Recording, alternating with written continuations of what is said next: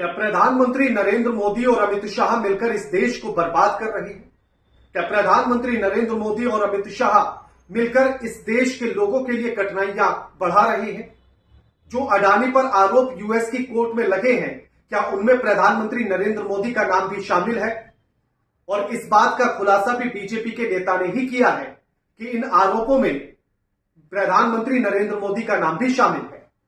नमस्कार, मैं आपके साथ के राणा न्यूज संवाद देख रहे हैं। एक तरफ तो बीजेपी के नेता नहा धोकर इस बात को लेकर प्रेस कॉन्फ्रेंस कर रहे हैं और वो कह रहे हैं कि अडानी पर अगर आरोप लगे तो प्रधानमंत्री का नाम क्यों घसीटा जा रहा है, और उसके बाद वो प्रधानमंत्री के साथ साथ अडानी के बचाव में पूरी की पूरी बीजेपी उतर गई है। क्या आपको बीजेपी का इस तरह से अडानी के समर्थन में उतर जाना इस बात पर शक पैदा नहीं कराता कि इसमें तो कुछ ना कुछ गड़बड़ झाला है? यानी कि यहां दाल में कुछ काला नहीं, पूरी की पूरी दाल ही काली है। क्या आपको ऐसा कोई शक नहीं होता? हम आपके इस पूरे शक को दूर कर देंगे, क्योंकि बीजेपी के एक नेता ने जो कहा उससे यह बात पूर्णतः सच हो जाएगी कि उसमें प्रधानमंत्री नरेंद्र मोदी का हाथ भी है। इस बात को सिर्फ राहुल गांधी ने अपने प्रेस कॉन्फ्रेंस में नहीं कहा कि अगर जांच होगी तो प्रधानमंत्री नरेंद्र मोदी का नाम भी उसमें शामिल होगा, प्रधानमंत्री नरेंद्र मोदी के नाम तक आंच पहुंचेगी। लेकिन इसी बात को बीजेपी के एक बड़े नेता ने भी कहा कि जांच होगी तो नरेंद्र मोदी का नाम आना तय है। अब आप खुद सोच लीजिए कि बीजेपी का कोई छोटा मोटा नहीं, बड़का शीर्ष लेवल का नेता इस बात को कह रहा है। अब सबसे पहले तो बीजेपी की प्रेस कॉन्फ्रेंस में जो दावे किए जा रहे हैं उनको सुन लीजिए। वो चंद नाम उनके पास है, चंद तरीका उनके पास है, और उसी प्रकार से वो लगातार प्रेस कॉन्फ्रेंस करते हैं और मोदी जी भारतीय जनता पार्टी के ऊपर आक्षेप लगाने का प्रयास उनका रहता है। 2021 से फरवरी 2022 के बीच का है, और उस समय जो 4 राज्य में SDC state distribution company, electricity distribution company, वो स्टेट की ही प्रॉपर्टी होती है, स्टेट गवर्नमेंट की। छत्तीसगढ़ की सरकार, छत्तीसगढ़ में किसकी सरकार थी? कांग्रेस पार्टी की, भूपेश बघेल जी की सरकार छत्तीसगढ़ में उस समय मौजूद थी, डॉक्यूमेंट्स में भी मौजूद है। उस समय आंध्र प्रदेश में जहां सबसे ज्यादा लेन देन के विषय में चर्चा हुई, दीज आर ऑल एलिगेशंस, ये जो तथाकथित लेन देन के विषय में बातचीत हुई है, सर्वाधिक आंध्र प्रदेश में हुई है। किसकी सरकार थी आंध्र प्रदेश में? क्या भारतीय जनता पार्टी की सरकार थी? नहीं। क्या हमारी समर्थित सरकार थी? नहीं। किसकी सरकार थी? वाईएसआरसीपी की सरकार थी। उस समय तमिलनाडु में, क्योंकि तमिलनाडु का नाम भी इसमें आता है, उनके स्टेट डिस्ट्रीब्यूशन कंपनी का नाम आता है। किसकी सरकार थी? डीएमके, आपके सहयोगी स्टालिन जी की सरकार थी, डीएमके की सरकार थी। उस समय उड़ीसा में किसकी सरकार थी? बीजेडी की सरकार थी। तो स्वाभाविक रूप से ये चारों राज्य जिसका जिक्र डॉक्यूमेंटेशन में सामने आया है, यूएस में सामने आया है, उन चारों राज्य में ना तो हमारे मुख्यमंत्री थे और ना ही हमारी समर्थित सरकार थी, कांग्रेस और उनके सहायक दलों की सरकार थी। और आज है कि राहुल गांधी जिन बातों का आरोप अडानी पर लगा रहे हैं और जो रिश्वत देने की बात कही जा रही है, वो तो उन्हीं राज्यों में कही जा रही है जहां कांग्रेस की सरकार थी, चाहे वो छत्तीसगढ़ हो, तेलंगाना हो, आंध्र प्रदेश हो। तो फिर तो ये आरोप राहुल गांधी पर ही सिद्ध होते हैं कि उन्हीं की सरकार के अधिकारी रिश्वत ले रहे थे। अब इसी को लेकर राहुल गांधी ने क्या कहा वो भी सुन लीजिए। लेके आप अपनी सरकारों को संदेश देंगे? बिल्कुल अडानी जी का अरेस्ट होना चाहिए, और जो भी इस मामले में इन्वॉल्व है उस पर कार्रवाई होनी चाहिए, चाहे वो कहीं का भी हो, कोई भी हो। राहुल जी ने अपने प्रेस कॉन्फ्रेंस में कहा है कि उन्हें कोई आपत्ति नहीं यदि किसी भी पूर्व मुख्यमंत्री से या उनके पूर्व नेता से पूछताछ हो, तो ठीक है, भूपेश बघेल जी से पूछताछ हो, हमें भी कोई आपत्ति नहीं है। राहुल गांधी ने प्रेस कॉन्फ्रेंस करके ये साफ कर दिया, उन्होंने कहा कि रिश्वत चाहे किसी भी राज्य में ली गई हो, चाहे वहां पहले हमारी सरकार रही हो या उनकी रही हो, अगर कोई भी दोषी पाया जाता है, कोई भी आरोपी है, तो उस पर कार्रवाई होनी चाहिए और उसको सजा हर हाल में मिलनी चाहिए। भ्रष्टाचार हुआ है तो उसकी रोकथाम होनी चाहिए और भ्रष्टाचारियों को जेल भेजा जाना चाहिए। सिर्फ इतनी बात कहकर अब बात को खत्म नहीं कर सकते कि वहां तो भैया उनकी सरकार थी तो आरोपी वो है, लेकिन भैया केंद्र में तो अब आप हैं तो जांच कराइए तो आरोपियों को पकड़िए। क्यों दाएं बाएं की बातें कर रहे हैं? क्यों तू मैं कर रहे हैं? क्यों एक दूसरे पर कीचड़ उछाल रहे हैं? क्यों कह रहे हैं आप केंद्र में सरकार होने के बाद भी कि देखिए शर्ट पर तो उन्हीं की मैल है, शर्ट पर तो उन्हीं की कीचड़ है, शर्ट तो उन्हीं की गंदी है। अरे उन्हीं की गंदी है तो उस शर्ट को खींचिए, उठाकर फेंक दीजिए, लेकिन आप ऐसा नहीं कर पा रहे। इसीलिए संदेह यह पैदा होता है कि कहीं ना कहीं दाल में कुछ ना कुछ काला है, और उसी काले की जड़ यह है कि आप सच नहीं बोल पा रहे हैं। जैसे ही अडानी का मामला निकलकर सामने आता है, पूरी की पूरी बीजेपी की फौज कूद जाती है। अमित मालवीय से लेकर संबित पात्रा, सुधांशु त्रिवेदी, पूरी फौज बीजेपी की उतर जाती है सिर्फ अडानी का बचाव करने के लिए। अडानी से इतनी मोहब्बत बीजेपी वालों को आखिर क्यों है? और इसीलिए राहुल गांधी पूछते हैं कि भैया अडानी और मोदी का रिश्ता क्या है, तो उस रिश्ते को फिर बता दीजिए कि यह रिश्ता क्या कहलाता है। फिर बता दीजिए कि यह रिश्ता पवित्र है क्या? क्यों नहीं बता पाते हैं कि दोनों के बीच का रिश्ता क्या है? क्यों नहीं कह पाते हैं कि यह रिश्ता पवित्र है? क्योंकि आपको भी पता है कि कुछ तो गड़बड़ मामला है। अब इसी को लेकर सुब्रमण्यम स्वामी, जो बीजेपी के बड़के नेता हैं, वरिष्ठ नेताओं में आते हैं, उन्होंने जो कहा उसको आप देख लीजिए। उन्होंने अपने एक्स पर जो लिखा उसको आप पढ़ लीजिए, उसके बाद आपको सच्चाई पता लग जाएगी। वो एक्स पर क्या लिखते देखिए जरा। एक्स यूजर है स्वामी भक्ति, और वो ये लिखते हैं कि अडानी, मोदी और शाह ने भारत को बदनाम किया है।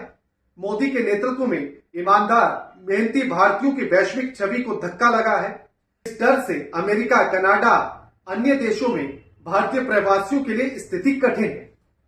जैसे ही इस को एक्स पर स्वामी भक्ति जो यूजर है वो लिखते हैं, अब वो साथ साथ ये पूछ रहे हैं कि मोदी ने, अडानी ने और अमित शाह ने भारत को बदनाम किया है। वो ये लिखते हैं कि क्या इनकी वजह से बाकी देशों में जो भारतीय प्रवासी रह रहे हैं उनकी स्थिति कठिन हो गई है क्या? और इसी को फिर रिट्वीट करते हैं सुब्रमण्यम स्वामी, और वो लिखते हैं ट्रू, हिंदी में मतलब सत्य, सच। यानी कि सुब्रमण्यम स्वामी इनडायरेक्टली ही सही, लेकिन वो ये कह रहे हैं, अगर वो स्वामी भक्ति की बात का समर्थन करते हैं तो वो ये मान रहे हैं कि अडानी, मोदी और अमित शाह ने भारत को बदनाम किया है। वो ये कह रहे हैं कि जितने भी भारतीय विदेशों में रहते हैं, चाहे वो अमेरिका, कनाडा या अन्य देशों में, उनके लिए स्थिति कठिन होती जा रही है। वो ये कह रहे हैं कि भारतीयों के लिए वैश्विक छवि को एक धक्का लगा है। यानी कि जो भारत की और भारतीयों की जो छवि दुनिया में थी, उस छवि को खराब किया जा रहा है इन तीनों की वजह से। इन तीनों की वजह से भारतीयों की इमेज गिर रही है। यानी कि जो बीजेपी प्रधानमंत्री से लेकर तमाम नेता ढोल पीट पीट कर ये कहते हैं कि भारत का सम्मान बढ़ रहा है, भारत कोई बात कहता है तो गंभीरता से सुनती है दुनिया, जो ये कह रहे हैं कि भारत का डंका बजता है, सुब्रमण्यम स्वामी कह रहे हैं कि डंका नहीं बज रहा, वो डंका तो इन्हीं तीनों ने मिलकर फोड़ दिया है, वही डंका इन तीनों ने मिलकर फाड़ दिया है, यही कह रहे हैं सुब्रमण्यम स्वामी। और उसके बाद एक और वो ट्वीट करते हैं, उसमें और जो कहते हैं, जैसे जैसे वीडियो में आगे बढ़ेंगे, चौंकाने वाली बातें कही है सुब्रमण्यम स्वामी ने। उसके बाद सुब्रमण्यम स्वामी एक ट्वीट करते हैं और वो लिखते हैं, एक जानकारी एनआरआई से सुनी है, अडानी अपना घर स्विट्जरलैंड में बना रहे हैं, भारत में नहीं। क्यों? उन्होंने अपने एक भाई को दुबई में बसा दिया है। एक पाकिस्तानी नागरिक बसर शेऊ के साथ काम कर रहे थे और धीरे धीरे विदेशों में पैसा लगा रहे हैं। भारत के लिए उनके मन में कोई सम्मान नहीं है। अब ये बात सुब्रमण्यम स्वामी लिख रहे हैं कि अडानी अपना घर स्विट्जरलैंड में बना रहे हैं, भारत में क्यों नहीं बना रहे हैं। उन्होंने अपने एक भाई को, यानी कि अडानी ने अपने एक भाई को दुबई में बसा दिया है, जो एक पाकिस्तानी नागरिक जो है बसर के साथ मिलकर अपना कारोबार चला रहा है।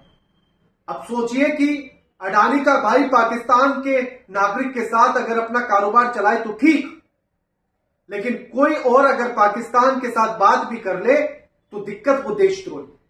तो अडानी देशद्रोही नहीं है इसका मतलब। अब अगर उनका भाई पाकिस्तान के साथ मिलकर या पाकिस्तान के नागरिक के साथ मिलकर कारोबार चला रहा है, तो उसको क्या कहेंगे आप? क्या वो देशभक्त है या वो देशद्रोही है? यह आप तय कीजिए। उसके साथ ही वो लिखते हैं कि विदेशों में पैसा लगा रहे हैं। भैया, भारत में इतनी बेरोजगारी है, वहां पैसा लगा लो, मिल जाए कुछ को नौकरी, लेकिन आपको विदेशों में नौकरियां बांटनी है। और साथ ही लिखते हैं कि उनके मन में भारत के प्रति कोई सम्मान नहीं है। आप सोचिए कि दिन रात प्रधानमंत्री कितना राष्ट्र की बात करते हैं, बीजेपी कितना राष्ट्र सर्वोपरि की बात करती है, और उन्हीं के दोस्त भारत का सम्मान नहीं करते, तो क्या आप इसे कहेंगे कि वो राष्ट्र प्रेमी है? अगर आप ही का दोस्त आप ही के देश का सम्मान ना करे और फिर भी आप उससे अपनी दोस्ती बनाकर रखें, तो क्या आप देश से प्रेम करते हैं? या और छोड़िए, और थोड़ा सा पर्सनल आते हैं। अगर आपका कोई दोस्त अपने आपके ही मां बाप का सम्मान ना करे, तो क्या आप दोस्ती रखेंगे? क्योंकि भारत देश हमारे लिए हमारी मां है, तो क्या आप अपने उस दोस्त से दोस्ती रखेंगे क्या? और अगर फिर भी रखते हैं, तो क्या आप अपनी मां का सम्मान करते हैं या फिर झूठा सम्मान करते हैं, या किसी लालच में अपने दोस्त के साथ रुके हुए हैं? और फिर आप आकर ढोल पीटे दुनिया के सामने अपनी मां के पैर छूकर दिखाएं, पिताजी के पैर दबाकर दिखाएं, उन्हें कंधे पर बिठाकर जो है जैसे श्रवण कुमार लेकर गए थे वैसे लेकर जाएं, दुनिया को दिखाएं कि हम कितना सम्मान करते हैं, हम कितने आज्ञाकारी पुत्र हैं। तो यकीन करने वाली बात होगी क्या? क्या आप फिर यकीन आप पर किया जाए क्या? ये सुब्रमण्यम स्वामी लिख रहे हैं, हम नहीं कह रहे हैं। बीजेपी के ही नेता हैं और बड़े नेताओं में आते हैं, वही ये बात लिख रहे हैं, तो आप खुद समझ लीजिए कि बात में सच्चाई कितनी है। फिर इसको आप झुकला नहीं सकते। उसी के साथ एक और बड़ी बात वो लिखते हैं, हिंदू ने जो है एक खबर छापी और जिसमें लिखा गया कि यूएस की कोर्ट में धोखाधड़ी और रिश्वत देने को लेकर जो है आरोप लगे हैं गौतम अडानी के ऊपर। उसी को लेकर जो है सुब्रमण्यम स्वामी एक्स पर एक पोस्ट लिखते हैं, उसी को रिट्वीट करते हुए, और वो लिखते हैं कि आरोप प्रक्रिया शुरू होने के बाद मोदी का नाम शामिल होना तय है। यानी कि अगर ये आरोपों पर आगे प्रक्रिया शुरू होती है, तो समझ जाइए कि नरेंद्र मोदी का नाम आना तय है। यानी कि हर हाल में नरेंद्र मोदी इसमें शामिल नजर आएंगे, इसमें आएंगे। ये बात सुब्रमण्यम स्वामी कह रहे हैं। और उसके बाद पूरी बीजेपी की फौज इस बात पर लग जाती है कि नहीं, हमारे अडानी तो सच्चे हैं, उन पर तो झूठे आरोप लगे हैं, ये तो जो है देश का अपमान हो रहा है। यहां तक बीजेपी के लोग कह रहे हैं कि क्योंकि शीतकालीन सत्र शुरू होने वाला है, तो उसमें फिर से हंगामा करने के लिए विपक्ष को एक मुद्दा चाहिए था, तो उस मुद्दे को पाने के लिए उन्होंने ऐसे ऐसे आरोप लगा दिए।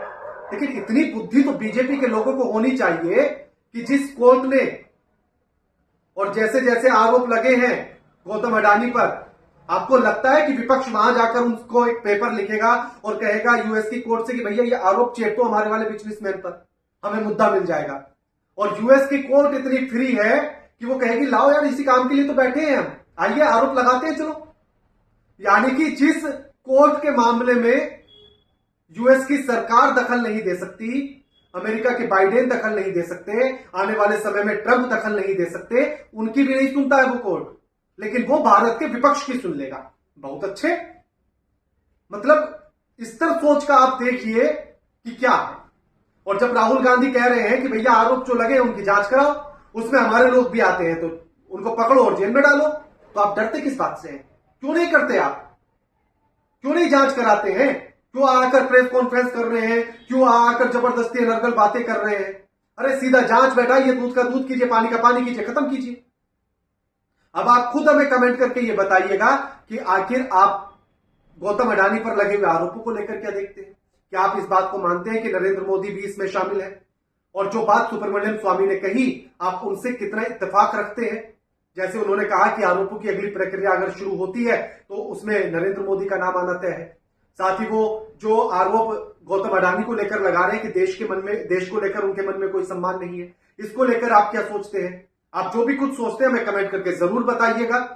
वीडियो अच्छी लगे तो लाइक कीजिएगा और शेयर कीजिएगा, ताकि बाकी लोगों तक भी ये बातें पहुंचे। बीजेपी के जो लोग पानी पी पी कर प्रेस कॉन्फ्रेंस कर रहे हैं, अनर्गल बातें कर रहे हैं, सच्चाई पहुंचे कि बीजेपी के बड़े नेता क्या कह रहे हैं। और चैनल को सब्सक्राइब करना तो बिल्कुल मत भूलिएगा। नमस्कार।